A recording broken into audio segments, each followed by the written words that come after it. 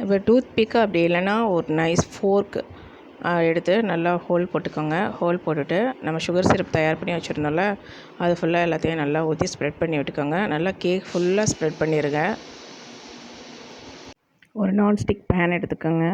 2 table spoon cornflour, powder sugar ஒரு 3/4 cup போட்டுக்கோங்க. இது கூட coffee powder 1 teaspoon, cocoa powder 1 table spoon, தண்ணி ஒரு 3/4 கப் ஊற்றிக்கோங்க. வெனிலா எசன்ஸ் 1 டீஸ்பூன் ஊற்றிக்கோங்க. இது எல்லாத்தையும் நல்லா விஸ்க் வச்சு நல்லா மிக்ஸ் பண்ணிடுங்க, இந்த லம்ஸ்லாம் இல்லாமல்.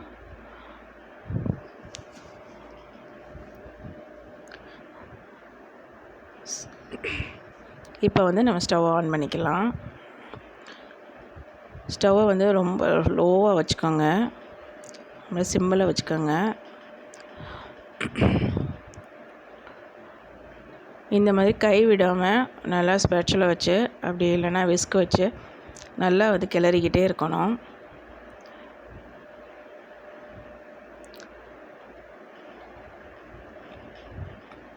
இந்த அளவுக்கு இருக்க நல்லா கெட்டியாகிக்கிட்டே இருக்கும்.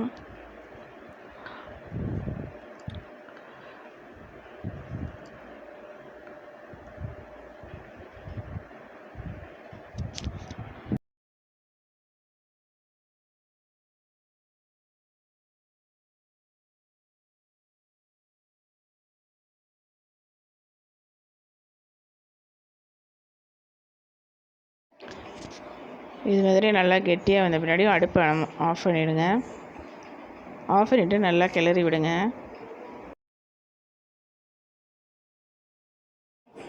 இந்த மாதிரி ரொம்ப திக்காகிடுச்சுன்னா நீங்கள் பயப்பட வேண்டாம். 1 டேபிள் ஸ்பூன் அளவு தண்ணி விட்டு திருப்பி நல்லா இப்படி கிளறி விட்டு உங்களுக்கு நல்லா வந்துடும்.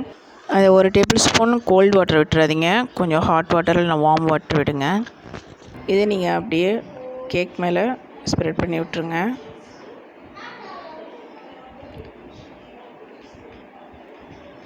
நல்லா எல்லா இடத்துலையும் கேக் ஃபுல்லாக படுறது மாதிரி நல்லா ஸ்ப்ரெட் பண்ணுங்கள். நான் உள்ள க்ரீம் அப்ளை பண்ணலை.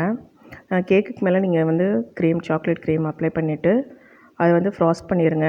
ஒரு 3 to 4 மினிட்ஸ் ஃப்ராஸ்ட் பண்ணிவிட்டு அதுக்கு மேலே இந்த சாக்லேட் டாப்பிங்கை பியோர் பண்ணிக்கோங்க. இப்போ இந்த கேக்கை நீங்கள் ஃப்ரிட்ஜில் ஒரு 5 மினிட்ஸ் வச்சுருங்க.